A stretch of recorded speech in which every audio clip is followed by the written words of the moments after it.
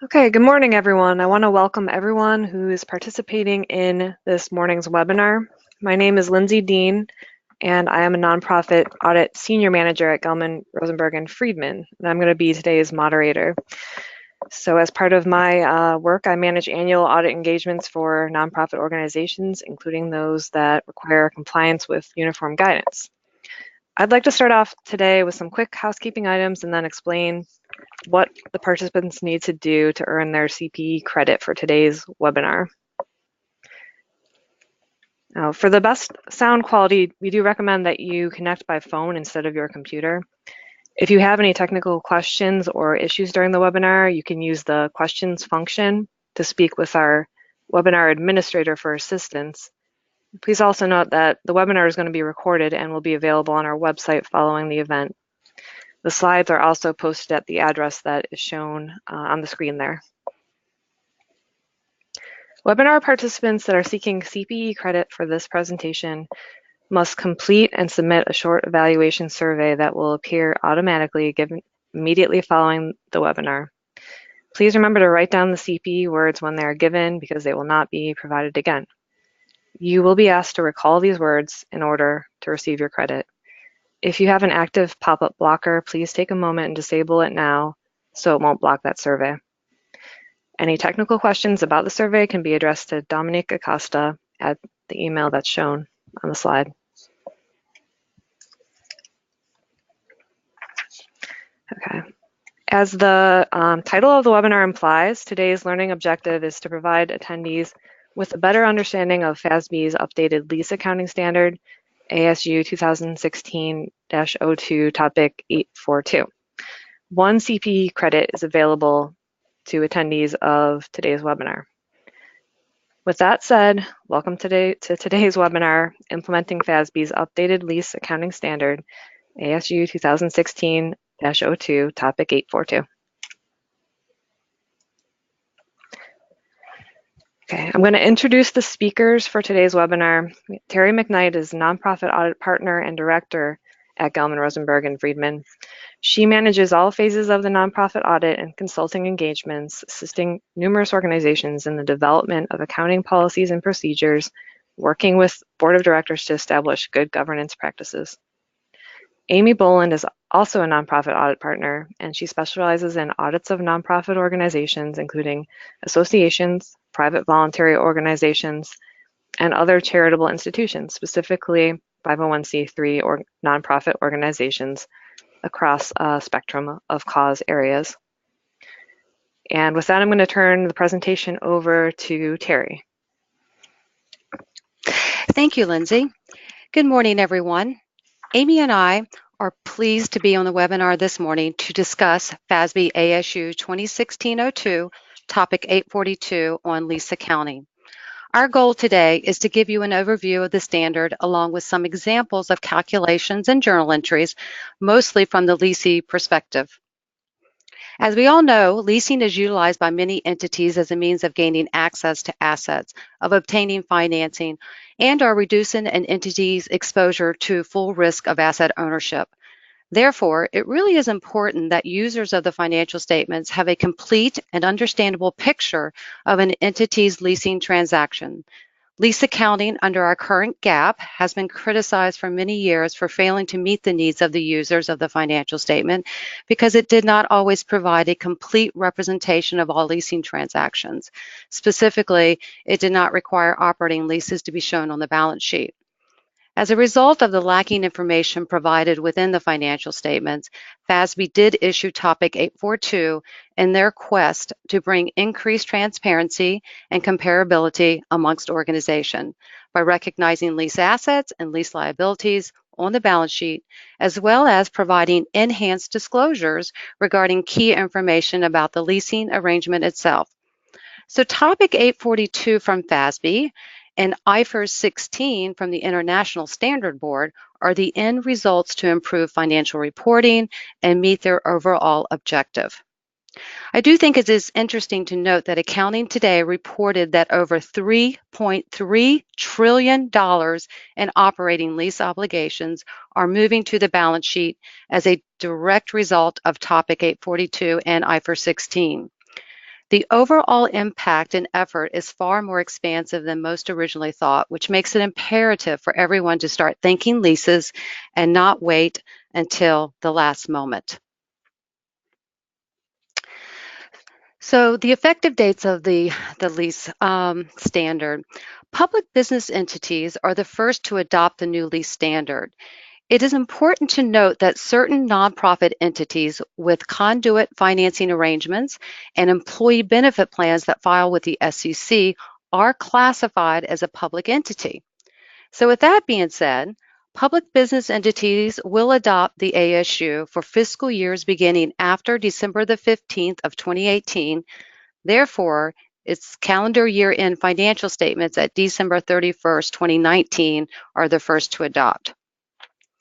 Non-public entities, which includes most non-for-profits that are not classified as that public business entity, will adopt the new ASU for fiscal years beginning after December 15th, 2019, so they're 1 year behind. Therefore, calendar year-end financial statements ending December 31st, 2020 are the first to adopt in this group of entities. So it is important to know that early adoption is permitted for everyone. And I have had several clients already adopt the new ASU over the last several years because they have entered into new leases and they wanted to go through the calculations at the inception of the lease, which is a little bit easier to do so.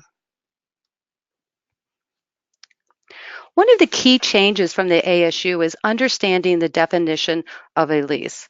Under current GAAP, a lease is an agreement conveying the right to use a property, plant, or equipment, usually for a stated period of time. The identification of the lease under Topic 842 should be based on the presence of key factors in the definition. And that definition under Topic 842 is a lease is a contract or part of a contract that conveys the right to control the use of identified property, plant, or equipment, which are those identifiable assets, for a period of time in exchange for consideration. So one of those key factors is the right to control. That's very important. And you control the identifiable assets if you have both of these two items, the right to obtain substantially all the economic benefits from the use of the assets, as well as the right to direct the use of assets.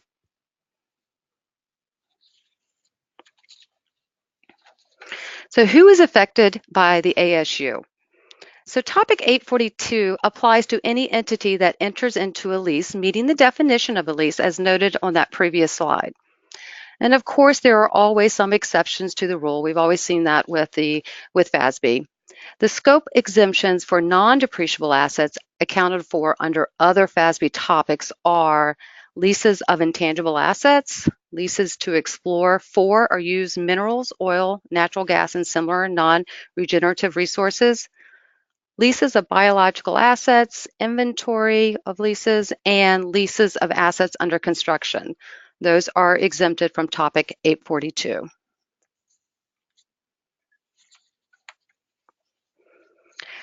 The core principle of Topic 842 is that all leases should recognize an asset and a liability that arise from leases.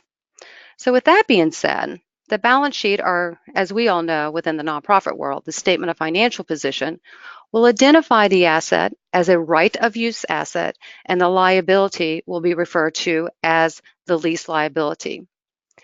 The calculation should include options within that lease if reasonably certain to exercise those options. And options could include optional periods to extend the lease or optional payments to purchase the assets. And the definition of reasonably certain, because remember, in order to include them in the calculation, you have to be reasonably certain. That definition is a high threshold that is consistent with and intended to be applied. You would exclude any variable lease payments other than those that depend on an index or a rate or in substance to the fixed payments. And there is an exception to not including any lease that is less than a 12-month period. You have to make an accounting policy election to exclude those leases.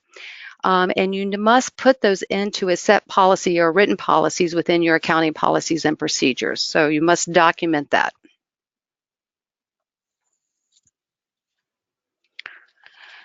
So under topic 842, there continues to be a differentiation between the types of leases.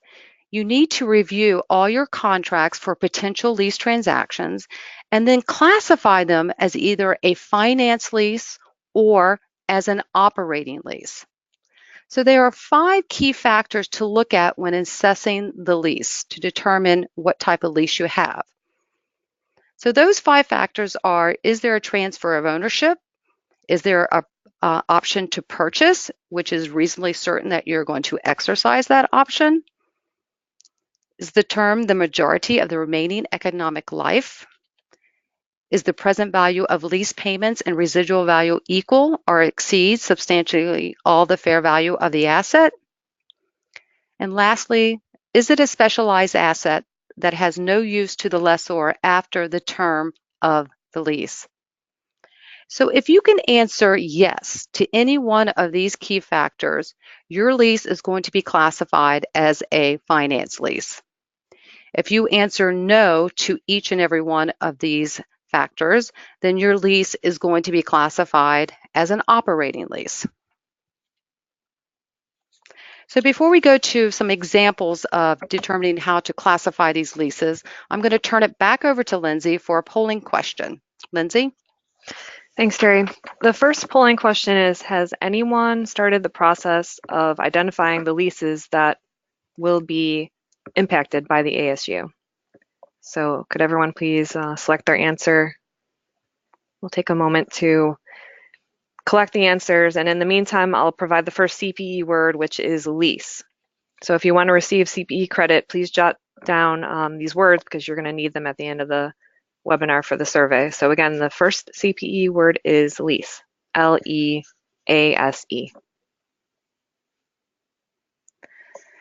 Okay, and it looks like as far as everyone's starting the process of identifying the leases that will be impacted, a majority have not started identifying those leases, so definitely a good time to start reviewing your leases and seeing when they end and if they will be impacted by the ASU in the middle.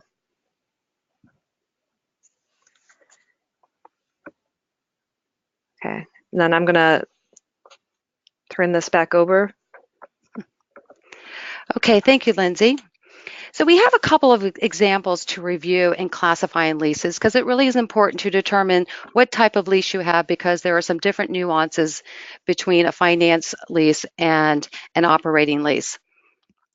So our lease classification example 1, we have a lessee nonprofit who enters into a lease for a specialized office equipment with a lessor corp.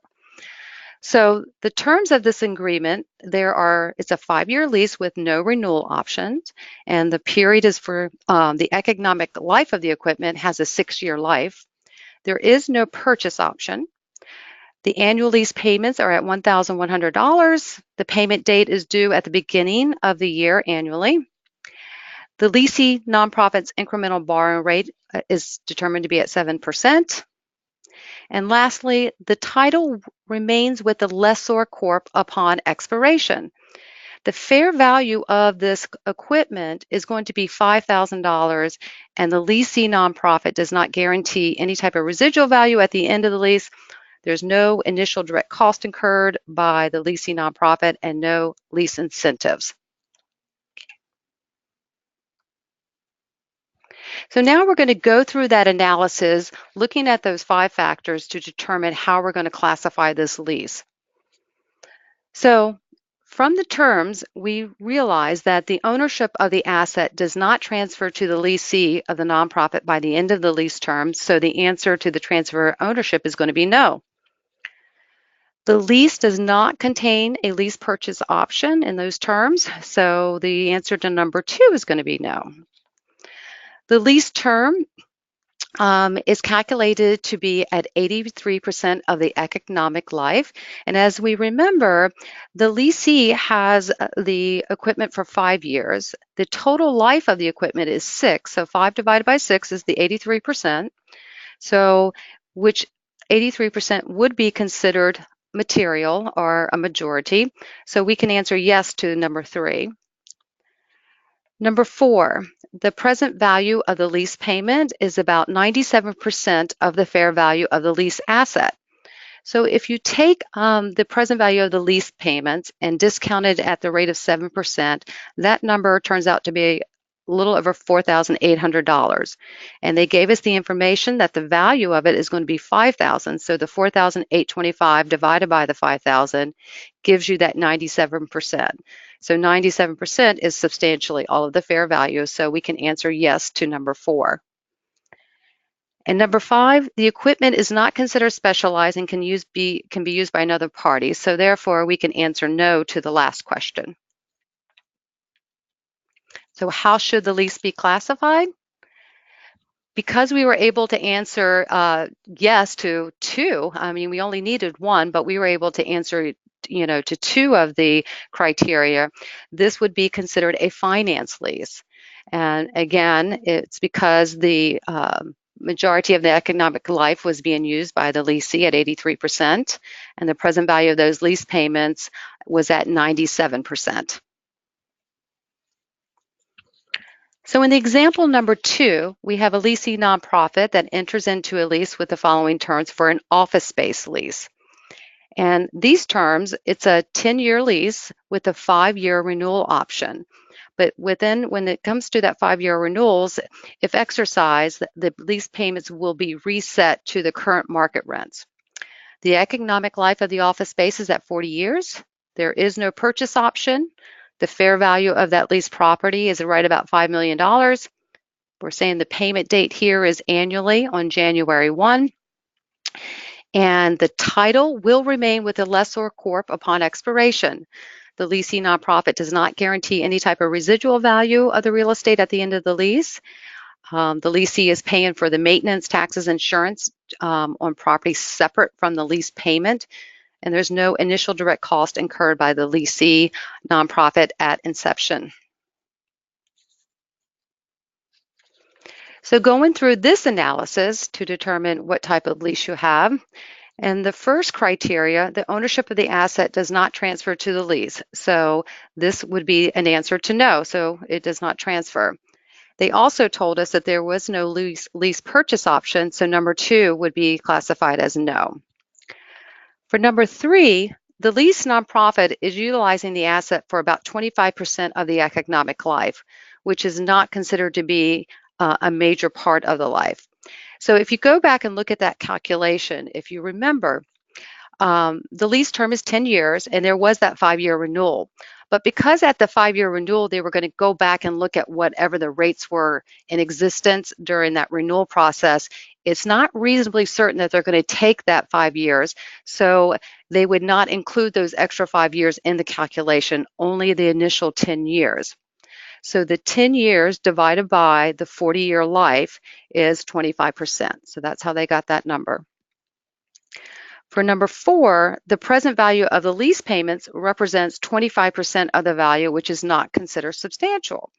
So again, if you did the present value of the lease payment using the lessee's incremental borrowing rate at 9.04%, that calculation gets to about $1,262,000.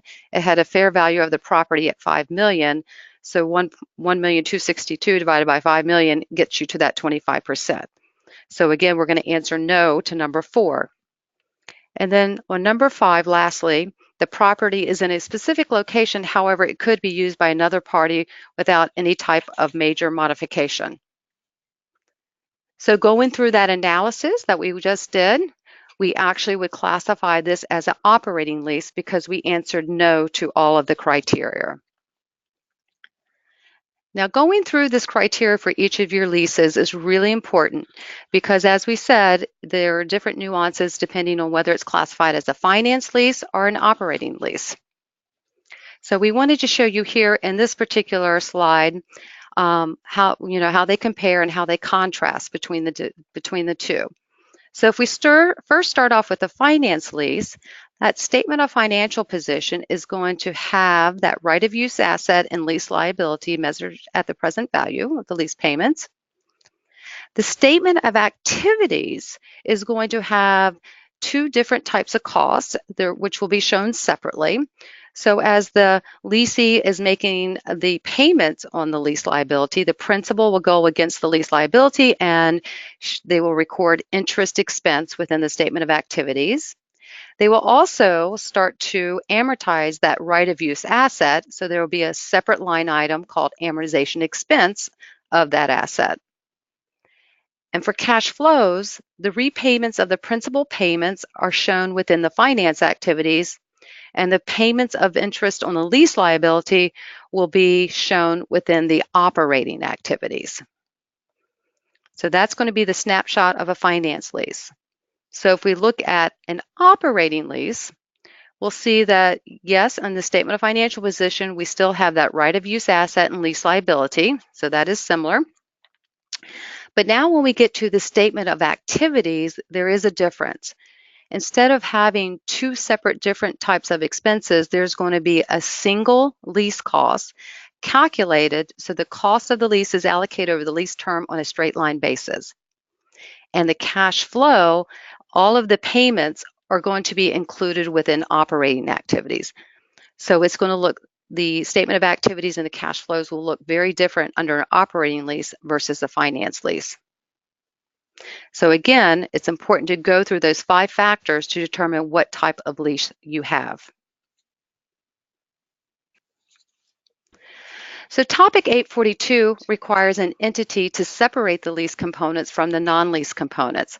The consideration in the contract is allocated to the lease and non-lease components on a relatively standalone price basis for lessees, and you would use Revenue 606 for lessors. So for under topic 842, those components include only those that transfer a good or service to the lessee. And those executory costs, which are included in the fixed payment, such as real estate taxes and insurance, would be considered a component. The right to use land would also be considered a separate lease component unless it's immaterial. And we know how we love all the materiality in some of the things that we do. So examples of non-lease components, wanted to show here, payments for any common area maintenance of leased office space would be considered a non-lease component. Cost associated with a receptionist. If you're making your payments directly to a taxing authority and or assurance, that would be considered a variable lease payment and would not be considered a part of a component part. So because many of the leases combine those non-lease components within the lease agreement itself into one particular rate, it has become difficult and timely to bifurcate those costs between lease components versus non-lease components. So therefore, FASB gave us a practical expedience over the last year saying that a lessee may elect an accounting policy to include both the lease and non-lease component as a single component and include it in the part of the calculation. So if you make this practical expedience, 1, you need to document it as your accounting policy. And 2, just be mindful that your right of use asset, as well as your liability, is going to increase because you have those non-lease components included in that calculation. So now I'm going to turn it over to Amy, and Amy is going to talk about transition. Thank you, Terry.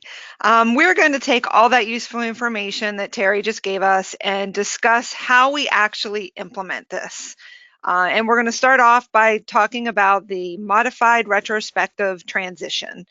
So basically, we have to adopt this for all leases that have not yet expired at the initial application date. And the measure of that date is the beginning of the earliest period presented. So if we are going to implement this at the required date, say for a calendar year, which would be January 1st, 2020, Our first set of financial statements would be then at 12/31/2020.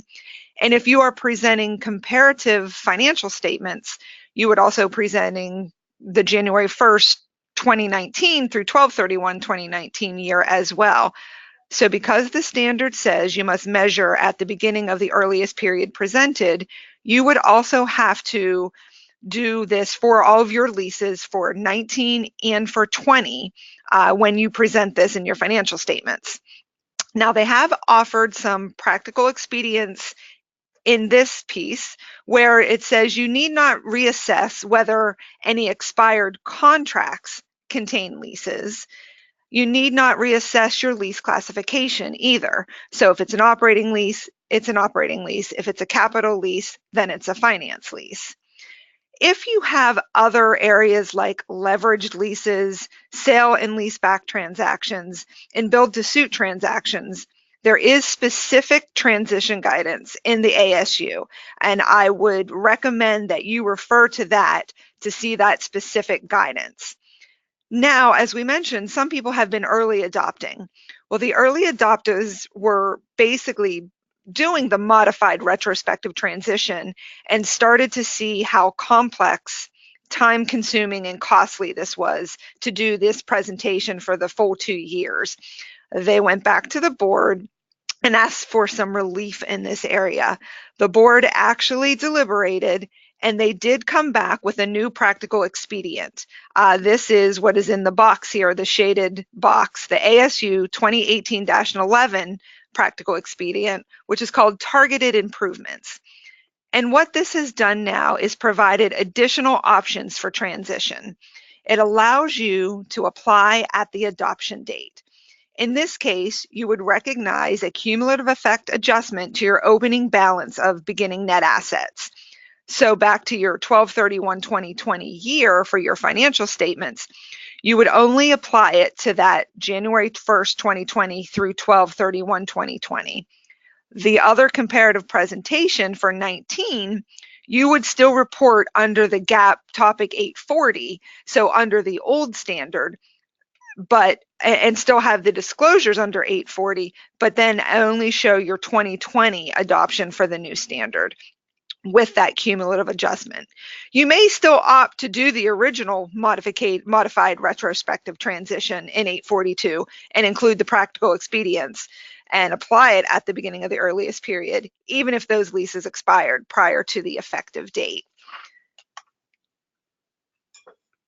Basically, in addition, there are assessments that are made, as we said, that have basically, if you make an incorrect assessment under 840, you're not grandfathered into 842.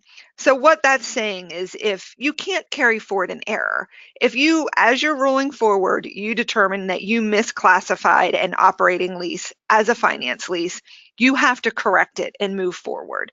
But for the most part, if the lease was classified as an operating lease under 840, it will continue as an operating lease under 842. And in this case, for the operating lease, as Terry mentioned as well, the lessee should recognize the right of use asset and the lease liability at the later of date of either the earliest period presented or the lease commencement date. So if your lease began during that year in 2020, say July 1st, that's when you would put that right of use asset and lease liability on your books. It is similar with the unamortized initial direct costs remaining at the later of the date of the earliest period presented or the lease commencement date. If it did not qualify for capitalization under the new standard, those initial direct costs would be written off with an offsetting entry to your net assets.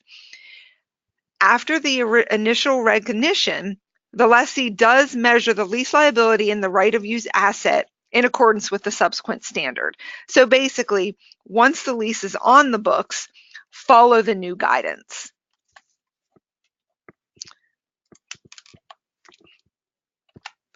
Under the operating lease and the transition adjustments, basically we're going to talk to you about how to calculate the lease liability and the right of use asset. So we'll start off with calculating the lease liability. Basically, this is the sum of the remaining minimum lease rental payments under Topic 840, plus any residual value guarantee that would most likely be owed by the lessee under at the end of this period, if you have that, if applicable. If not, you basically go to your footnotes from last year, look at your future minimum lease payments. That's the start of your lease liability. You then basically have to discount that, and you use a discount rate to calculate the present value at the later of the earliest period presented, again, or the commencement date. So again, if that lease started on July 1st, you would go use the July 1st, 2020 discount rate, or that time for that rate. To calculate the operating, the right of use asset, you basically have the lease liability is where you start, but then it gets adjusted for several items potentially. There is your prepaid or accrued rent, any remaining balance of any lease incentives or those deferred tenant improvement allowances, the unamortized initial direct costs that would have been qualified for capitalization under the new lease standard, any impairment, and then any carrying amount of liability that was related to the lease recognized in accordance with Topic 840, like an exit or a disposal cost. Just a little bit on the initial direct costs. Those are the incremental costs of a lessee that would not have incurred if the lease had not been obtained. So these costs, in order for them to be capitalized, have to directly relate to the lease before it is signed. Examples of this would be commissions, payments to an existing tenant to incentivize that tenant to terminate their lease. And under the old standard, I think there might have been other ones that would have been capitalized that may not qualify. For example, maybe attorney fees or other fees that were associated with searching for lease space or searching for equipment that basically don't specifically tie to that lease. For it to be initial direct cost now and be capitalized, it has to directly relate to the lease. So in that case, then it would be adjusted against the right of use asset. Now, once you have your lease liability, your right of use asset, you have to determine how to discount that lease liability and what rate should we use. The lessor should apply the rate implicit in the lease. The lessee should also apply the rate that's implicit or the lessee's incremental borrowing rate if the implicit rate isn't easily determined. Now, there is an exception for this, the non-public entity exception. It allows you to use a risk-free discount rate that is over a period that is comparable to the lease term. And you can make basically an accounting policy election to do this for all your leases if you so choose. An example of this is, for example, if you have a 3-year lease, you may look at the 3-year treasury note to determine that risk-free rate. Now, I would like to go through an example of an operating lease with the practical expedients elected. And the facts of the example are the effective date of the transition for this nonprofit will be January 1st, 2020, so right in line with the required implementation date. The lease commenced January 1st, 2018, so it did start 2 years prior to our implementation date. It is a 5-year lease. Annual rent is $31,000 in year 1 and 2, and then $33,000 for years 3 through 5, which gives us a total of $161,000. We have initial direct costs of $500, and we're using an incremental borrowing rate of 6%. The carrying amount at January 1st, 2019 for the deferred rent was $1,200, and the unamortized initial direct costs is $400. We're going to use the modified respective transition here and show you how to calculate 2019 and then go forward through 2020. Ultimately, the initial entry and putting on the books your lease liability, you have to calculate that lease liability with your payments, your future minimum lease payments. So in this case, at January 1st, 2019, we'd have $31,000 for 19, and then we'd have $33,000 for the next 3 years. Discount that at our incremental borrowing rate of 6%, gives us a total of $112,462. Next, we calculate the ROU asset at 1/1/2019.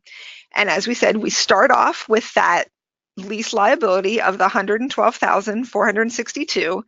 And in this case, we have unamortized initial direct costs of $400 that are qualified for capitalization. So that gets added to the ROU asset. And then we have to subtract off the $1,200 in unamortized deferred rent. So the journal entry here you can see would look like this. We would debit that ROU asset for $111,662. We're going to credit the lease liability for the $112,462, but then we also have to get off our books the deferred rent in the other asset. So we therefore debit the deferred rent for the $1,200 and we credit the other asset for $400 where our initial direct costs would have been sitting. That is our initial piece. Then we have to determine the annual payment for the year and get our lease expense on the books. And as Terry mentioned, for an operating lease, it's a one-line item. So first and foremost, we need to calculate that annual lease payment at its inception. The total payments of the $161,000 plus those initial direct costs of $500, and we straight line that over 5 years. In this case, it gives us $32,300. The journal entry for that would be you would debit your lease expense for $32,300. You would credit your cash payment of the $31,000 for the 2019 payment. But then we also have to adjust the lease liability and the ROU asset accordingly. To get the credit to our ROU asset, you take your lease expense of that $32,300 and you subtract out the interest that we calculated using our present value calculation, which in this case at 6% was $6,236. So we credit the $26,064. And then we also have to then reduce our lease liability. And in this case, you go back to your present value, your amortization table. You see what the value is as of the end of the year. And in this case, it's basically taking that $31,000 cash payment and subtracting out that interest as well. And you get $24,764, which we would debit. Now, in this example, we've done this on an annual basis. When you run your present value discount and you have your amortization table, you could actually go back and make this journal entry monthly if you want your records updated on a monthly basis, but it would still be the same type of transactions or the same type of journal entry. Now let's discuss the transition adjustments for capital leases. I think this is, to me, it's a little bit easier, but first and foremost, you take those capital leases that are going to continue as a finance lease and you reclassify the capital lease asset as a right of use asset, and you take that capital lease obligation or payable and reclassify that as a lease liability for each period the lease was outstanding, beginning with the earliest period presented. Any unamortized initial direct costs that do meet the definition and can be capitalized under the new standard gets added to that right of use asset at the transition point. So just as we did on the last one, we went ahead and added those initial direct costs. In this case, if it does not qualify for capitalization under the new lease standard, then it is written off to your net assets. For comparative periods presented before the effective date, you do measure the right of use asset and liability in accordance with the subsequent measurement guidance in topic 840. So in this case, we're really just renaming accounts. We're moving it from one asset account to a right of use asset account and one liability account to the lease obligation account. So really, it's really getting you in line and getting you up to speed with the new terminology to make sure that you're in compliance with the standard. I am now going to turn it back to Lindsay for the next polling question. Hi, thanks, Amy. The next polling question is, does anyone plan to early implement the lease standard? While everyone's answering, I'm going to read your second CPE word. The second CPE word is no. So again, if you want to receive credit, please jot the words down because you'll need them at the end of the webinar for the survey. Again, the second CPE word is SNOW, S-N-O-W. Okay, looks like the polling results show that most people, not surprisingly, do not want to early implement the lease standard. Just take into consideration, as Terry had mentioned, that if you do have a lease that is starting this year or next year, that's going to continue on through your implementation date, you may want to go ahead and implement it now. You're going to have to do it anyway. So that's the only consideration. With that, I'll turn it back over to Terry. Thank you, Lindsay. So now we're going to talk about lease incentives, because we see that a lot in a lot of the lease agreements that our clients get into. And there are three general principles associated with lease incentives that I'd like to bring to your attention.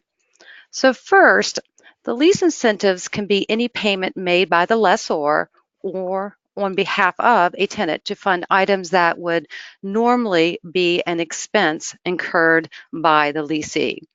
So they can include any type of moving expenses that the lessor is going to help the lessee pay, so as an incentive to get them to that new space. Or they can assume some of the existing lease costs that they're incurring under their lease that they're in now prior to the start of the new lease with the new lessor. It's important to know that the amount received can be a fixed amount, so they can get a fixed amount, say $100,000, to be used for these types of lease incentives, or they can give you an amount that's a per square foot.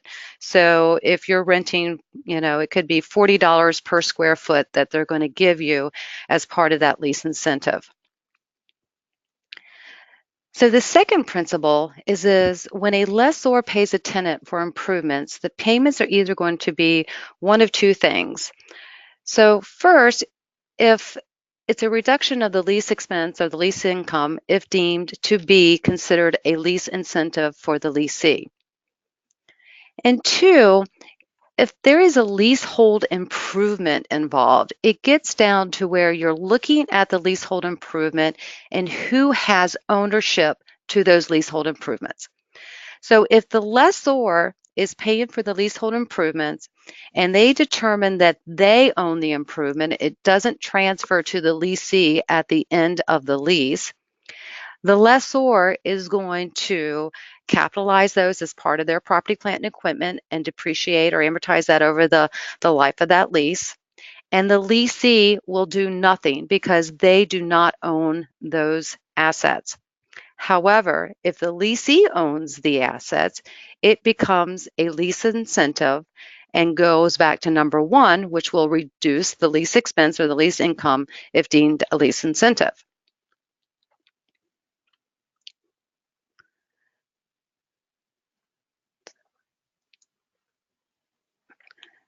So I think that we just kind of missed one here, the lease principle. So there's that third principle that I would like to bring to your attention in determining lease incentives. And so in this third principle, you consider only the remaining lease payments to present value to establish the lease liability that is done at the commencement date. So that's very important. So if you have an operating lease, the lease incentives, again, are deducted against the straight line lease expense. And if you have a finance lease, those lease incentives will be deducted against those right of use asset, and then the straight line amortization of the right of use asset will be lower if you have those lease incentives. So because we see quite a few lease incentives within these lease agreements, we've come up with like 5 different scenarios. So we wanted to make sure that everybody was on board with how to deal with these lease incentives. So I'm going to kind of go through these right now, and I will hopefully leave enough time for Amy to finish out her part of the webinar. So in the first scenario, we have a lessee who receives a tenant improvement allowance as an incentive to sign the lease. And the lessor controls the allowance and pays the construction directly to the contractor for those improvements. So the lessee is not having to do anything. The lessor is taking all the responsibility to pay for the construction. The lessee is not entitled to any allowance money not spent by the lessor. So if the lessor was able to get those particular improvements done at a cheaper rate than what they initially thought, the lessee doesn't get the differential. The lessor just was able to, not spend as much money as they thought they would. And then in this scenario, the lessor owns the asset at the end of the lease. So the lessor is going to capitalize and depreciate over the life of the lease. However, the lessee is going to record absolutely no entry because they do not have any rights to those assets at the end of the lease. In our second scenario, the lessee is making the improvements to the rented space for the purpose of the build out, and the lessor is going to reimburse them as they go through the construction process. However, at the end of the lease, the lessor is deemed to own those improvements. So those improvements will remain with the lessor. So as the lessee is incurring those costs, they are going to record a debit to a prepaid rent account, and they're going to credit the cash as they're making those payments to the contractor. When they get reimbursed by the landlord, they're going to increase their cash position by debiting cash, and then they are going to reduce that prepaid rent account with the offsetting credit. So I think it's really important to note that if the lessee ends up spending more than what they thought they were going to spend, so they actually went over and above what they thought, so the lessor has agreed to pay them $75,000 for these improvements. However, the lessee pays, $100,000. That $25,000 differential would actually be the responsibility of the lessee because they overspent, and they would go ahead and increase their right of use asset by that $25,000, and then they would credit the prepaid rent. So at the end of the day, your prepaid rent is back to zero, and you've increased by that $25,000 because that became the lessee's responsibility.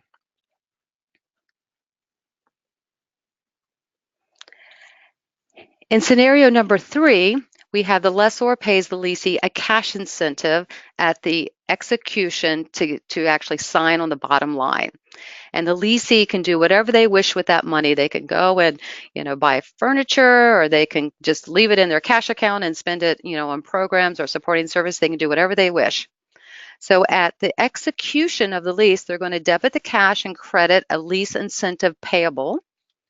At the commencement date of the lease, when they physically move into the space, they're going to wipe out that lease incentive payable by debiting the lease incentive to get that to zero, and then credit the right of use asset. So they are going to reduce the right of use asset by that lease incentive. So for the finance lease, the right of use asset is going to be amortized straight line, which reduces the lease incentive. And from an operating lease perspective, the fixed lease payments are reduced by the lease incentive to calculate that straight line expense that Amy had talked about a minute ago. Hey, Terry, before you start on number 4, let's go ahead and jump ahead to the disclosures. And then if we have time, we'll come back, but otherwise they can go ahead and look at the samples, the scenarios on their own. Absolutely, Amy. So I'm going to advance the slides over to your disclosures. So I do want to discuss the required disclosures that will result as of the adoption of Topic 842. There are both qualitative and quantitative disclosures that have to come into play here. Basically, you're going to have a general description of your leases. You're going to have to, on the qualitative side, describe the nature. Is it an operating or is it a finance lease? Were there any short-term lease exemptions that were made?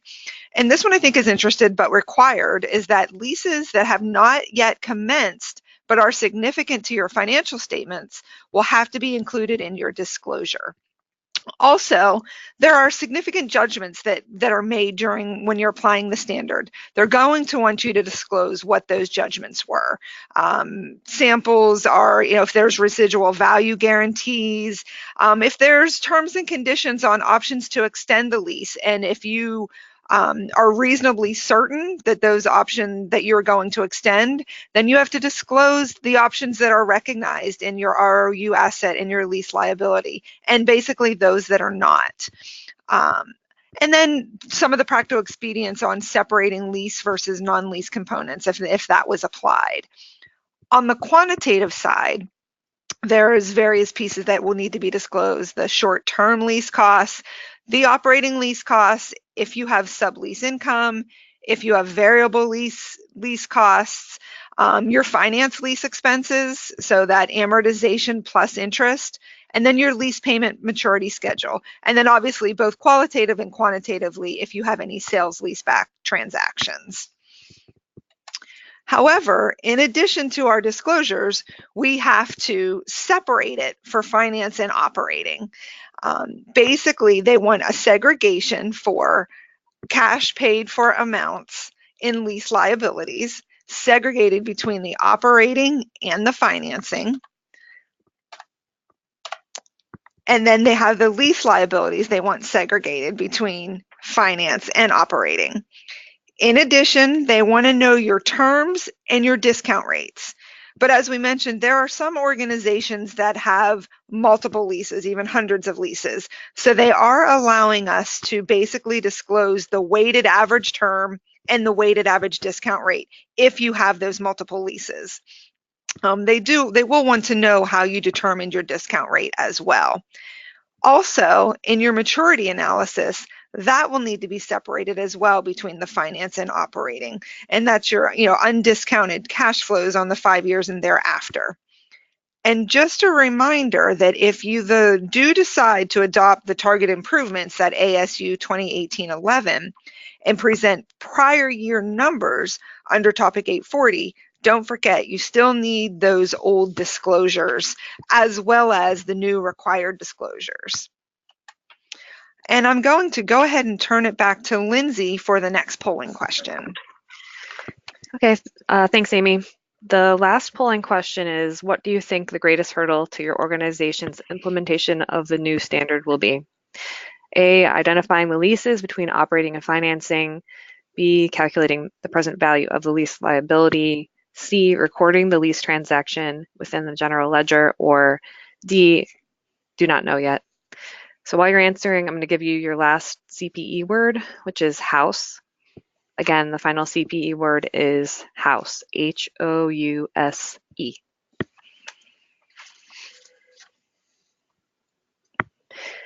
Okay, and then it looks like the majority, or the most answers came in for calculating the present value of the lease liability will be the most difficult.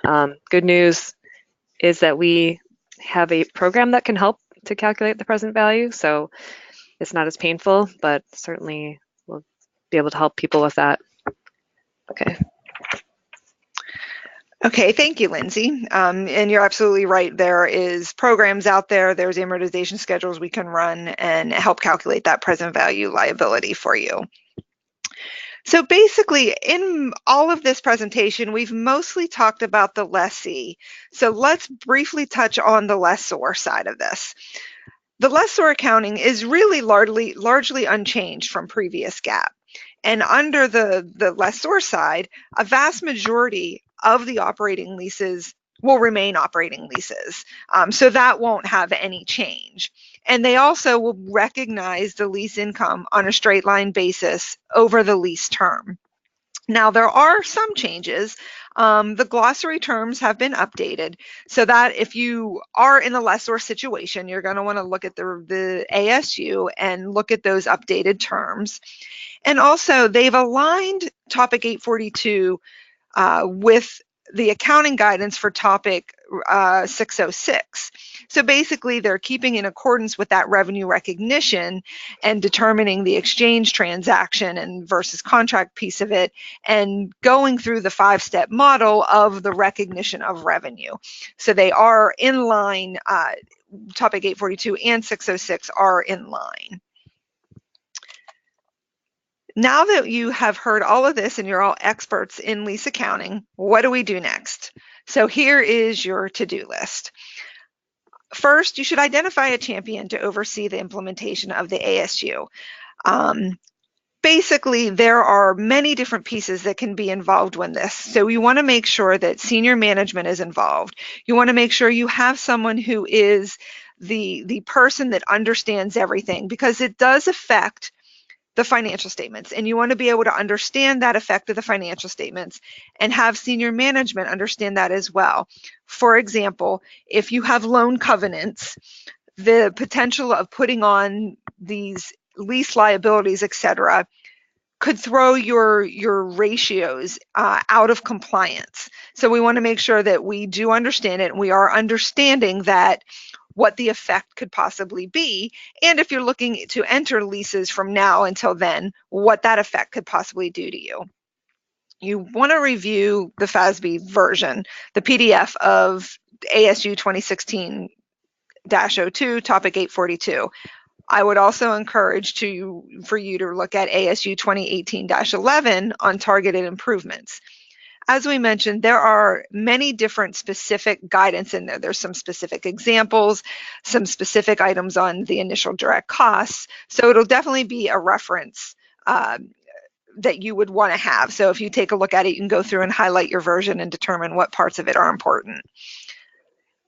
Thirdly, you should provide training to all the staff. Whether it's in-house, external, seminars, webinars.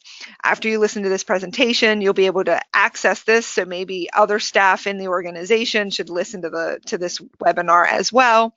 But just getting everyone up to speed on the effects of the new standard. You're going to have to look at the systems you have in place and update any of your internal controls and policies.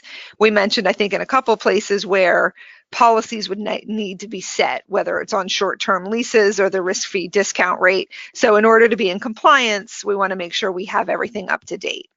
And then I think 5, 6, and 7 are really important. You're going to have to identify your leases, determine them that they are correctly recorded between finance and operating, calculate that present value of that lease liability and the right of use asset.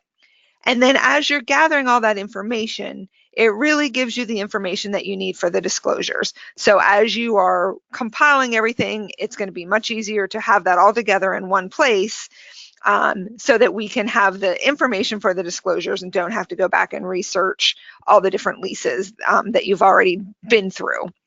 Now, we do have some time, but 2020 will be here before you know it. So I would highly recommend that you start preparing now. And now we only have a few minutes left, so let's take these last few minutes and answer some of the questions we received. I'll turn it over to Lindsay again for those questions. Okay, thanks, Amy.